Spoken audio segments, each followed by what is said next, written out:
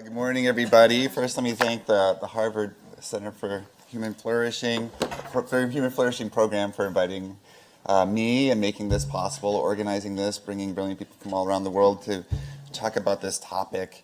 I have never done this before, and I keep obsessing about how bad it's going to be, so I might as well just say this is going to be terrible. I've never read a paper, but I was so intimidated by philosophers. I didn't want to misquote somebody or say something sloppily. I will still do that, but at least I'll look like I'm not being sloppy. So I'm just going to dive in. So I've been thinking about, when Crystal began her talk yesterday, she said she was a baby existentialist or something like that, and I think that was true.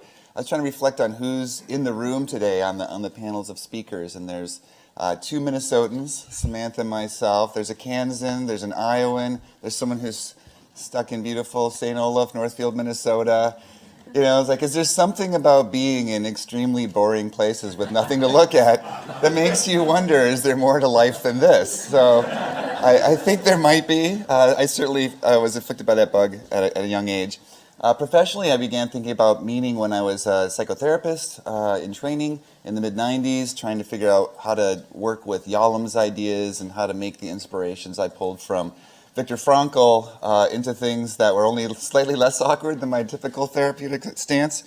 And I began researching meaning in life in about 2001 as a grad student at Minnesota. So to say I'm excited about a conference dedicated to this topic is really an understatement. And I think the fact that I was pushing for one next year and the year after that and the year after that and the year after that, I'm thrilled to see so many new ideas, so much excitement, so much depth of thinking. Now we have thousands of years of heritage coming to help us confuse psychologists out from the philosophical tradition. So I think the times are extremely exciting going forward.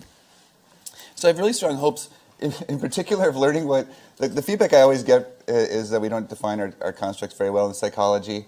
So I'm really hoping to come away with a good definition that's testable, and I think we saw a 5-item checklist from Thad yesterday that could be easily turned into measure. We have an inspiring new measurement campaign coming up, so I'm really excited about that as well.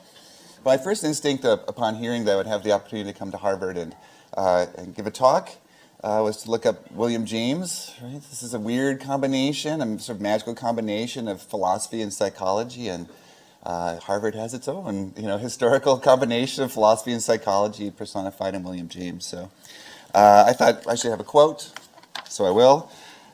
Quote, "At bottom, the whole concern of both morality and religion is with the manner of our acceptance of the universe. Do we accept it only in part and grudgingly, or heartily and altogether?" And to me, the same question could sort of be converted into a meaning question and puts the status and our ability to accept or reject it at the heart of what we're really talking about when it comes to meaning. And this is why I don't really feel like there's a bait and switch. You may have gotten more grief for that phrase than you would, but I guess I'll just say right off, if you're asking a psychologist about the meaning of life, that's beer talk, right? So that's like talk over beers because we don't study it. There's no evidence one way or the other for it. So you might as well ask us, I was telling Josh, about our thoughts on hip replacement surgery. We probably have direct experience with it, but we don't really study it as such. But I'm going to try to move into some of the explanation from a philosophical stance, maybe, in why we do it this way. So the essential heart of what I'll talk about is probing the importance of our acceptance of the universe one way or the other, or more precisely, probing the power granted to us that is implicit in the very idea that we have options when it comes to the manner of our acceptance of the universe. I'll suggest if we indeed have this power, if indeed we individualize each of our lives in our acceptance, whether grudgingly or heartily, or in part or in whole, of the universe, or even our illusions about the universe, then the meaning in life is an inherently psychological question, at least as far as we can penetrate it. So let's consider whether the reality of the universe has any relevance to meaning whatsoever. Okay? Following the lead of James, let's first begin with the interface between the universe and ourselves. James places the root of all our deliberations and experiences, even abstract concepts, in the body. So we have this embodiment idea. So he talked about this in refuting medical derogation of the topic of religion and religious experience. I think we could probably say that some folks are working very hard in public health to get the medical establishment not to derogate our ideas about meaning in life, but here's what James might have said to them. Otherwise, none of our thoughts and feelings, not even our scientific doctrines, not even our disbeliefs, could retain any value as revelations of the truth, for every one of them, without exception, flows from the state of its possessor's body at the time. Lurking in this statement is a recognition that the spiritual is tied to the physical through our bodies. We can extend this idea to meaning in life just as easily as we can extend it to any other thought or feeling, whether love or anxiety or political ideology. Truth about meaning must be experienced via the state of our bodies and brains, and therefore meaning is no less true than physics or calculus.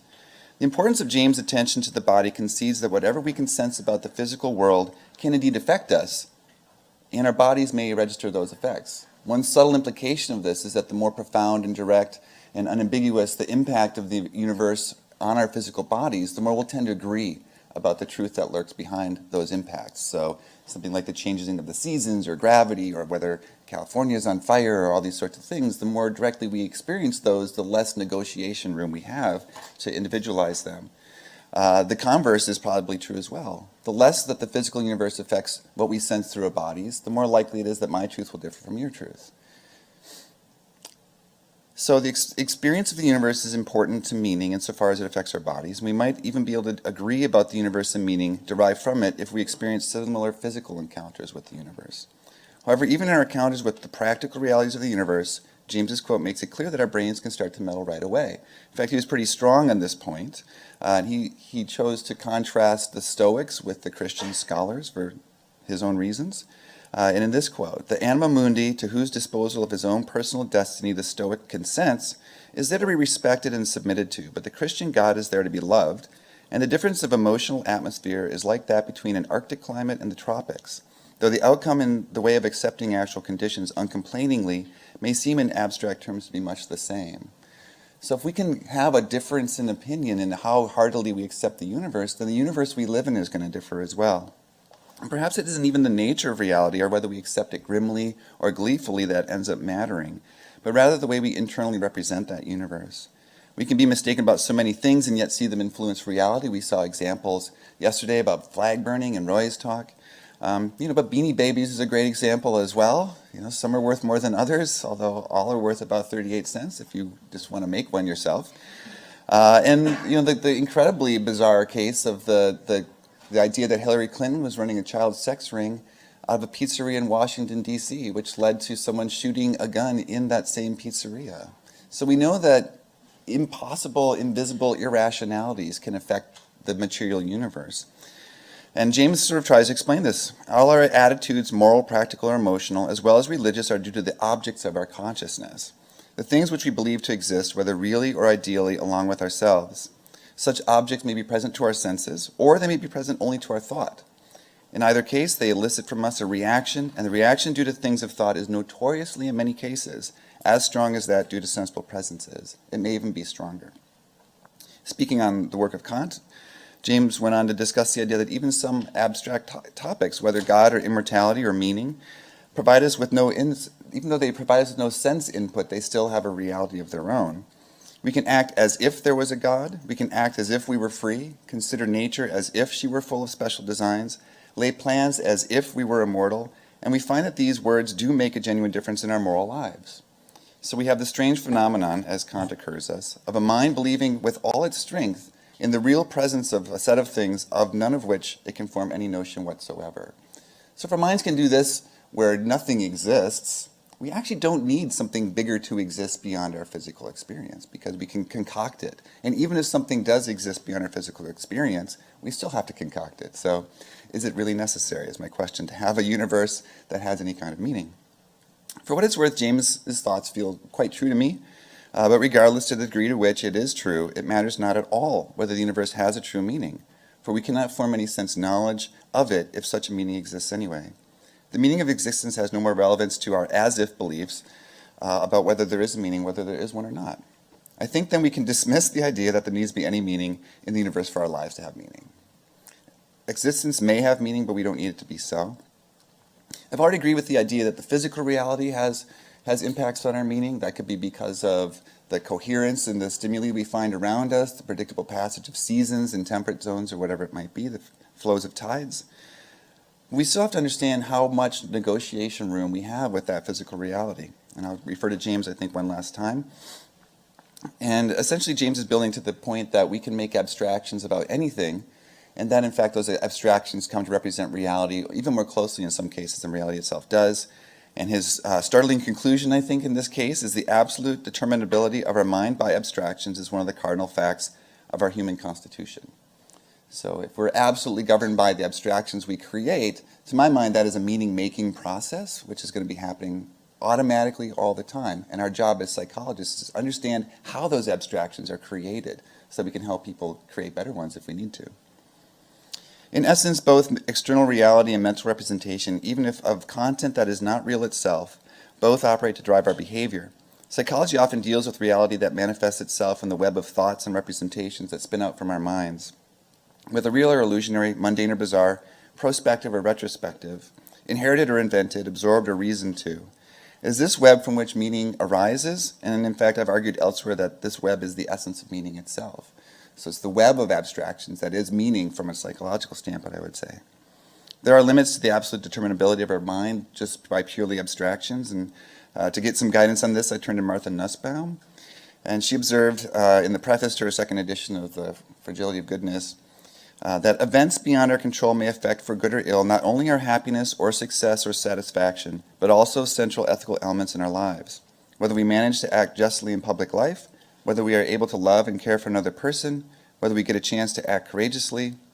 Thus, even without raising the issue of luck's role in making us wise or courageous or just in the first place, we can see that it appears to have an important ethical role in making us able or not so able to act virtuously and thus lead ethically complete lives. I'm going to die of sweat. Sorry. Okay. So we must acknowledge the shaping force of circumstance and external reality on meaning in life, but we also must acknowledge that this force is highly nonlinear and difficult, if not impossible, to predict on its impact on an individual basis. After all, a founding figure in meaning research, as we call it, is Viktor Frankl, a man who received nearly every form of deprivation from external sources of ethical access and external sources of happiness, success, satisfaction, those he loved, even freedom. Prior to being imprisoned in a succession of 4 Nazi concentration camps, Frankl already had the idea that meaning and purpose were important. In fact, that was his rejoinder to Freud's emphasis on urge theory, right? So I like to tell the undergraduates as my class, when we talk about Frankl, like I ask, does anyone have a tattoo in kanji or in English that is a motto that gives you strength? Now imagine going to the absolute most extreme test of that motto. How would you feel about that? Because that was Frankl's thesis when he was taken to the concentration camps, and nearly, I think with one exception, every living member of his blood relations were killed before 1945 arrived. He came out of that experience both still believing in the power of purpose and believing it was stronger, becoming the world's foremost advocate, I would say, for 40-something years until the 1980s. So clearly something happens that isn't purely determined by external circumstances, that we can't necessarily predict. And Frankl seems to be a little bit aligned with the Stoics, at least as characterized by Nussbaum. So both argued for inherent dignity of all human beings with the capability for moral choice. They both argued that we have ethical obligations to humanity in general. And to some degree, Frankl expressed the versions of Stoic ideas on the worthlessness of material goods and their limited ability to affect us. As Nussbaum wrote, the Stoics insist that the external goods of life, including wealth, honor, money, food, shelter, health, bodily integrity, friends, children, loved one, citizenship, and political activity have no genuine worth. They hold with Socrates that the good person cannot be harmed. Inner virtue suffices for human flourishing.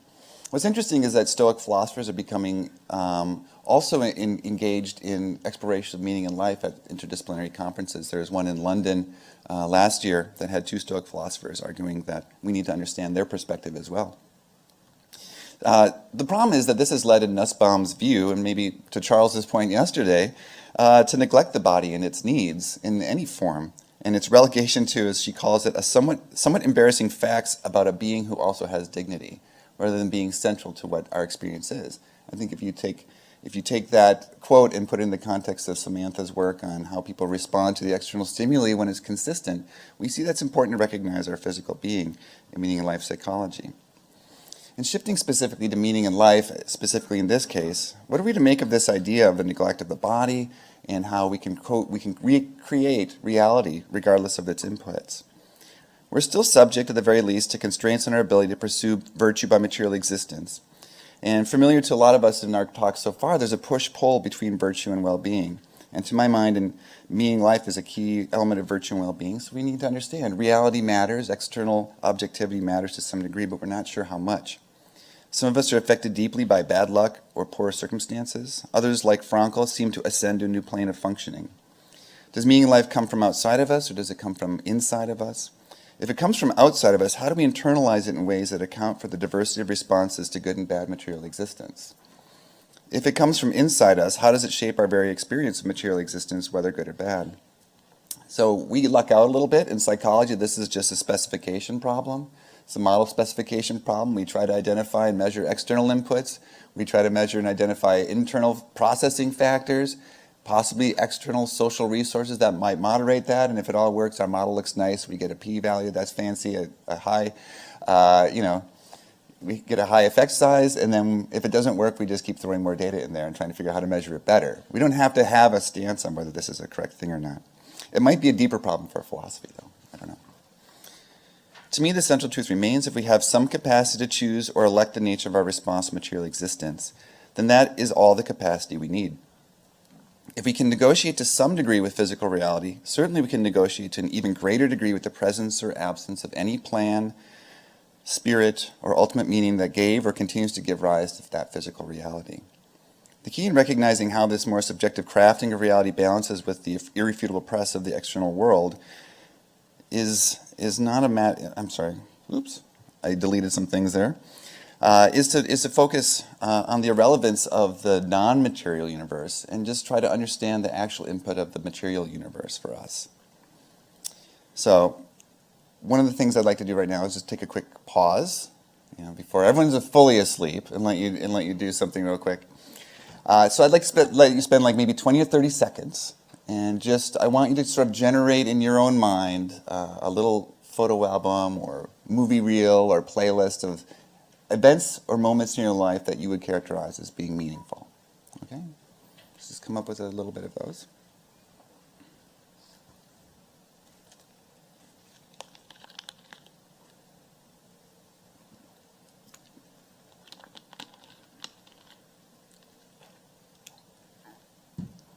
Does everybody feel you've got a couple?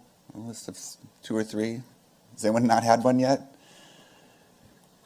Okay, just raise your hand if at least one of the things that popped into your mind would be sort of qualitatively negative or unpleasant or difficult, highly challenging. Okay, so I wanted to do that for 2 reasons. That showing of hands reveals psychology's playbook, more or less, right? If we want to learn something, we ask people to tell us about it, usually a little bit more scientifically than that. But the second point I want to make about that is that meaning in life is both good and bad, the way that psychologists can try to view it. It is a web of associations, it's content knowledge, it's things that matter to us, and a lot of the things that matter to us is either the good life or sometimes the good life taken away and maybe regained. So I'm going to turn to Susan Wolf now. Again, I feel very nervous about citing any philosopher because I don't know who's the big deal, who's not a big deal, who's a fraud. I don't know. I'm afraid I'm going to cite like the philosophical version of Dr. Phil. So please feel free to berate me. I don't really take that stuff personally. So something that Susan Wolf wrote in her book, Meaning in Life and Why It Matters, really stood out to me. And to me, this captures some piece of what we try to get at in psychology. I don't know if this is really true. This was from 2010, I think. But academic philosophers do not talk much about meaningfulness in life. The term is more likely to be used by theologians or therapists, right? So right away, that's an empirical question. We could find that out with data. We don't have to speculate, but that's how a psychologist thinks. But here it gets more beautiful. And by people who in some way are dissatisfied with their lives but are unable to pin down why. People sometimes complain that their lives lack meaning. They yearn for meaning. They seek meaning. People sometimes judge others to be leading exceptionally meaningful lives, looking upon them with envy or admiration. Meaning is commonly associated with a kind of depth. Often the need for meaning is connected to the sense that one's life is empty or shallow. An interest in meaning is also frequently associated with thoughts one might have on one's deathbed or in contemplations of one's own eventual death. So the overwhelming impression I get from her words is that meaning ought to be about something deep, substantial, and weighty. Deep, substantial, weighty things can be either good or bad. They can be the birth of a child or an illness threatening that same child. They can be a mighty cathedral bathed in light or that same cathedral consumed by flames. In my opinion, this passage does a actually kind of poor job of setting up Woolf's later conceptualization of meaning, at least insofar as it glosses over the good and bad sort of elementalism of meaning. She focuses quite a lot on love and caring for things, and maybe that can be expressed, but a lot of the human experience of meaning is having things that you love harmed or taken from you or unrequited. It also neglects the crucial dynamic of meaning that to me comes from the negotiations between the internal and the external world, reconciling what's inside of us with what's outside of us, and determining to some degree that our opinion on whether what's outside of us is actually real. So there's something there we look for when we scan our lives for meaningful moments, which you just did. But do we all find the same things? Or do we find very different versions of very different things? So is there a family resemblance, or is there pure liberty in what we come up with? I think both philosophers and psychologists look for answers to what this thing we scan for is by looking at people's feelings, thoughts, and actions, but in completely different ways. Woolf looks to what people do in arriving at her concept of meaning, which she describes as meaning arises from loving objects worthy of love and engaging with them in a positive way, or when our subjective attractions are to things or goals that are objectively worthwhile. That is, we need to care deeply, feel engaged, maybe even transfixed by something, in my thinking, and then act on our transfixion. We must subjectively want or love or care deeply about something on our own terms, and we must agree collectively somehow that this thing has objective worth and value. And it's this tension between the internal subjectivity and the external objectivity that adds to the beguiling appeal of meaning, in my opinion. Throughout the talks yesterday, there seemed to be this idea that we're struggling to figure out where to put that needle between, pure subjectivity and pure objectivity. One of the things that, as an aside, was so exciting about the new measurement endeavor is that you don't have to choose in some sense. You can look at the subjective significance. We can try to look at the objective significance, and we don't have to say that one is more important than the other. We can represent them both. Woolf next turns to a familiar subject for psychologists. I quote, "I expect that almost anything that a significant number of people have taken to be valuable over a long span of time is valuable. If people find an object or activity or project engaging, there's apt to be something about that makes it so." She rejects this, I think rightfully so, rejects this claim almost immediately with examples of the silly things people do to get into the Guinness Book of World Records. Although I'm not really sure how that matches up with her otherwise quite deep and substantial characterization of things that sort of elicit thoughts about meaning. I don't know about you, but there are quite horrible things that humans have done for long periods of time with quite enthusiastic endorsement. The first thing that popped to my mind was female circumcision, but you could easily add slavery, you could add white supremacy, you could add all sorts of things to that same list. Hundreds of violences have been codified and glorified in our human history. So is that really a good place to look for the external validation of what is right and good? And so this is where psychology likely has an advantage over philosophy. We know that ideas, even malignant ones, that manifest within groups of people absolutely suffice to provide value to people's lives. And an external, seemingly objective value at that. Just contemplate the profusion of monstrous acts of terror committed in the name of insular principles that malicious enclaves or sects hold. Psychology's advantage here may simply be that our job is simpler. We only need to seek the mechanisms that would make such manifestations understandable as perversions of basic processes. There's not really such a thing as a counterexample that renders us speechless. We just try to account for that with moderator analyses, right? So I think that's an advantage to us. We can account for basic processes that can lead to very, very different outcomes without those invalidating the principles behind the process. So we can study meaning in both its glorious and nefarious forms without being thrown off by the idea that evil meaning may be a counterexample to good meaning. I think a more powerful insight to take from this tension between internal and external, though, is that there might be something essential about meaning that coaxes us towards self-transcendence. To address one of the ideas that came up in Crystal Park's talk yesterday, there actually is evidence that people who endorse the self-transcendent sources of meaning, whether vertical or horizontal, report greater well-being than those who endorse the sort of hedonistic types of activities, whether it's comfort or pleasure. And Roy spoke to some of his analyses that have revealed something similar as well. So yeah, actually, we have data that it's better to be a good person than to eat candy, masturbate, and we'll just say just hang out in the orgasmatron just to maintain the narrative of this event. Right?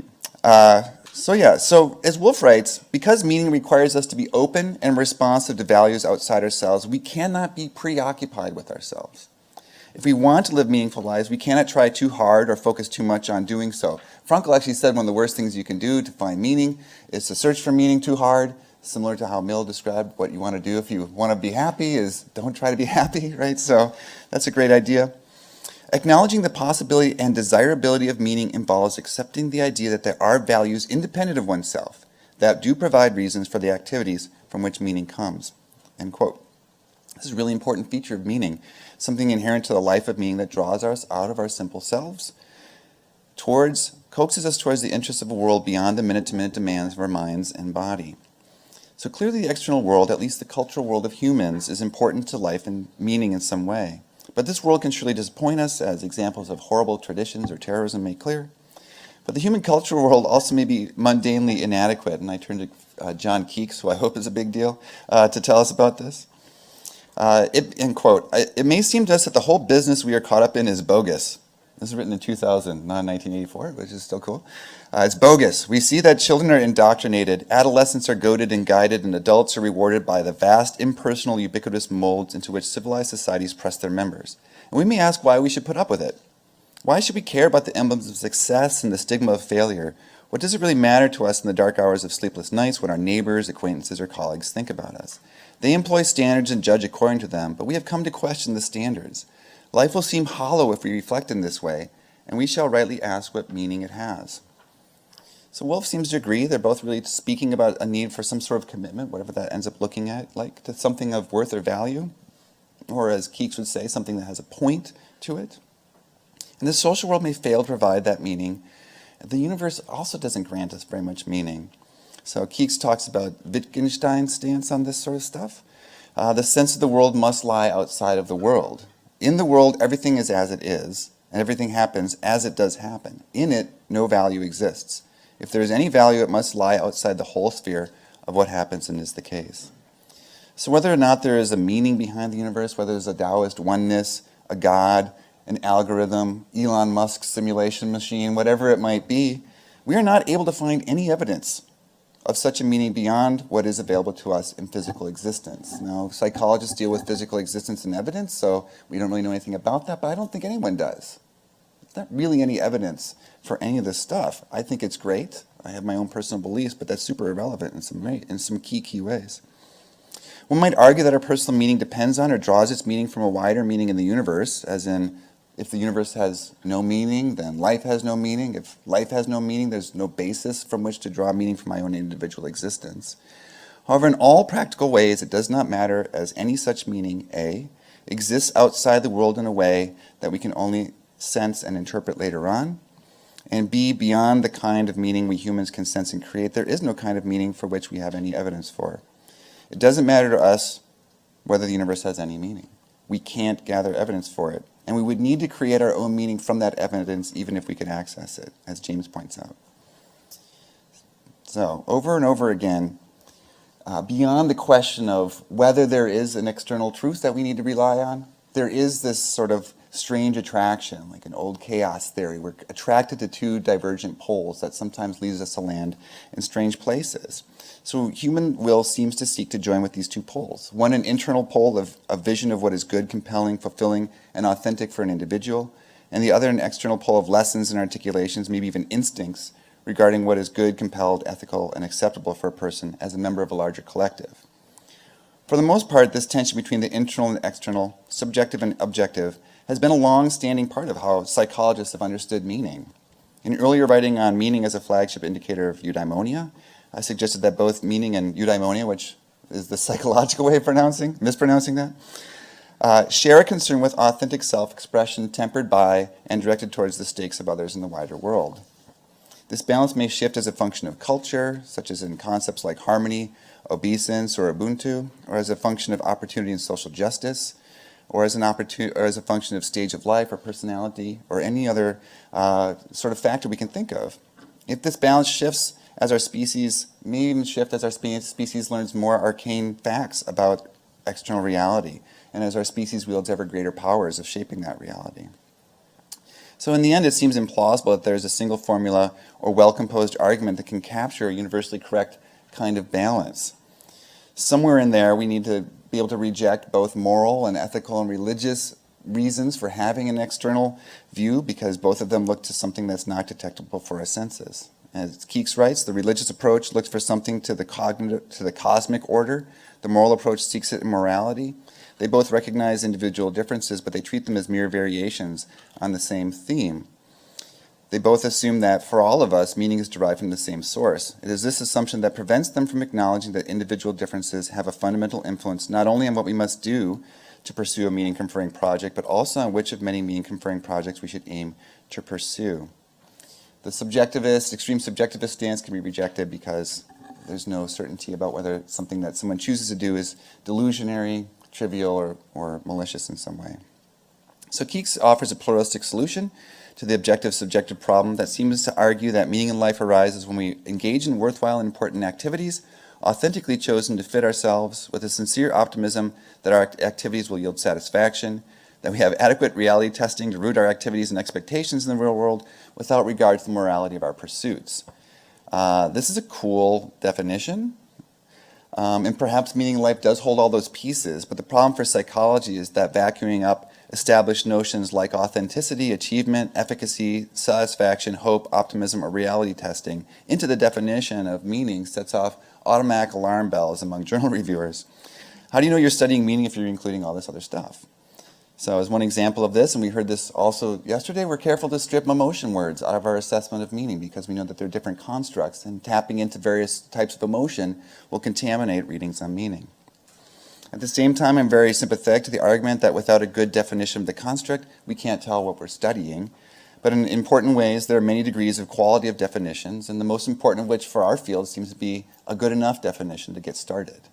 And it does not seem to me that we're lacking in any way a good enough definition for my field. And in this way, studying meaning in life is like studying light. For centuries, we studied light without having any clue what its true nature was. We were even able to use light to measure other things. So we're using something we didn't understand to get objective measurements of other things. And all of you probably have a cell phone in your pocket that can assess light and adjust image quality for you. So we can do a lot of, we can communicate about it, right? You've heard of the beautiful light in Sedona or in Venice. We can study it. Is it a particle or a wave? Both, maybe. We still don't know, which is fun, right? And we can manipulate it, like who's up for a Pink Floyd laser light show at the planetarium, right? So we can all do these things with this thing we call light without really having any clue what it is. And with no intentions of being impudent, I'm not tempted to ask a philosopher to teach me about light. And to be fair, I'm not tempted to ask a psychologist either to teach me about light, unless I'm trying to understand why people wanted to look at the photos of the striped dress on the internet endlessly, right? And then make you look at it too.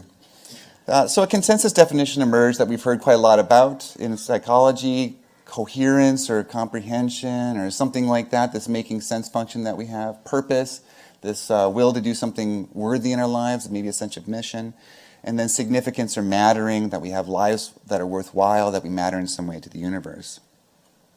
And that seems to be about what it takes. And so then we can ask the question, do we learn anything from this clumsy definition?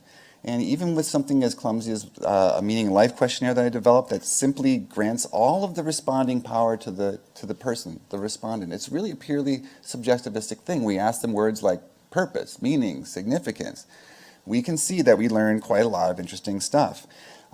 Crystal Park did a great job of showing a very, very tiny list of some of the correlates and experimental outcomes and longitudinal outcomes and therapeutic outcomes and sociological outcomes that we have linked to meaning in life. I can tell you that something around 1,000 or more papers are published now every year with data in them linking meaning in life as measured by inert little questions like the Meaning in Life Questionnaire or the Purpose Scale from RIF, and hopefully the new measure coming up, to real outcomes that we really care about. And if you ask me in a Q&A, is meaning related to blah, I will probably say yes with quite a lot of confidence because there's probably 6 articles on it. There's a meta-analysis of 12 studies already out there showing that people with higher levels of meaning in life, controlling for other things that influence mortality, we live longer. Right? So that's a hard outcome. That's a good outcome to link things to. So whatever people are saying, we're learning something about it. And we can move on to testing these 3 dimensions of meaning as well. So Frank, Marla and I are working on a new measure. We analyze the data, and you can get the 3 components to look different and respond differently, correlate differently, right, with other sorts of measures that indicate something close to coherence. But they can't be really separated in the data. So when I think about a definition of meaning in life, I think of what are the mental operations people are performing when we ask them to find evidence to make a judgment about meaning in their lives. And it seems very clear already that they consult whether my life makes sense, that they consult whether my life is significant and worth something, and they consult whether I'm pursuing something important in my lifetime. And for me then, the answer to what is the meaning of life is how do people build a supportive network that makes their opinions about coherence, significance, and purpose seem justifiable and to exist in enough quantity outside of themselves that they feel some sense of confidence in their own personal answers to that question. Oops, I forgot to put my slides up. Oh, idiot. And Matthew talked me through this already, but I didn't apparently pay very much attention. Okay, because there's a punchline to my slide which you don't even get to see at this point. This is my slide, right? This is my one slide. It's supposed to be up the whole time. But, okay. Enjoy, right? So, doesn't mean my working title is No Meaning, So What for this talk. But essentially, we can answer a lot of things about meaning, just as we can answer a lot of things about light and what it does and what we can do with it. And we can get more fine-tuned and all this other sort of stuff. But essentially, here's the punchline that you're supposed to be wondering, oh, why are these pictures up there? And answering your own questions, and it would be really meaningful for you, and now it's just stupid. But it's like asking whether constellations exist. Right? Do constellations exist? The night sky surely exists. Quite a number of constellations, though, involve both stars and galaxies and clusters of stars that are neither galaxies nor individual stars. It might be true that someone put those stars and galaxies in a specific order to convey to us the broad shoulders of Orion or the poised curved tail of Scorpio. I don't know what experiment we would run to find out whether that's true or not. We can't get evidence for it. So it could be true, but it doesn't have to be true because constellations clearly exist. We navigate by them. We have started wars based on when some of these constellations come into appearance or whether one of the stars blinks on or blinks off. And when we travel, some of us are excited. My kids get really excited when they recognize Orion when we're really far from home. So constellations exist, and yet they don't exist at all. And so the answer for me about meaning is like this ant bridge, right? So we build the bridge to meaning out of ourselves. An ant becomes the bridge. We ourselves become the bridge to meaning, whether there's something out there that we're reaching to or not. We take a step forward. We establish something for ourselves in the way we think about life. We use that step and ourselves to make the next step, and we create something that isn't there, but that acts like it is. And that's, I think, where we'll find the ultimate meaning of life in the way that people construct it. So thank you. Slide 2.